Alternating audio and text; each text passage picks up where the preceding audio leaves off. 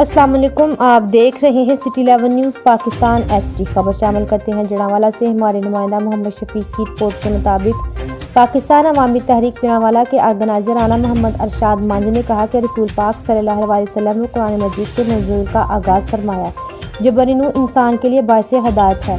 मुसलमानों ने कुरान मजीद के अहकामात पर अमल करते हुए बानी पाकिस्तान कायद-ए-आज़म मोहम्मद अली जिन्ना की सरबराही में तवील जदोजहद से आज़ाद वतन पाकिस्तान का क़याम अमल में लाया ताकि हम आज़ाद वतन में इस्लामी तालीमात के मुताबिक ज़िंदगी गुजार सकें। आज हम अपने बुजुर्गों की कुर्बानियों को भूल गए हैं।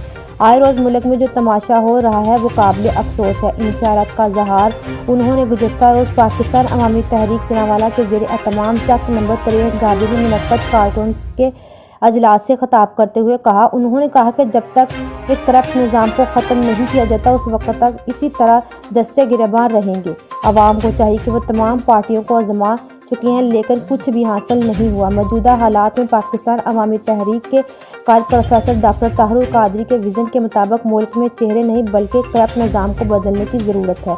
पूरी कौम को चाहिए कि वो करप्ट निज़ाम के खात्मे के लिए पाकिस्तान अवामी तहरीक का साथ दें ताकि मुल्क में हकीकी तब्दीली लाई जा सके जिसमें अल्लाह ताला और उसके प्यारे नबी हज़रत मोहम्मद सल्लल्लाहु अलैहि वसल्लम का निज़ाम और मुल्क को तरक्की दे सके।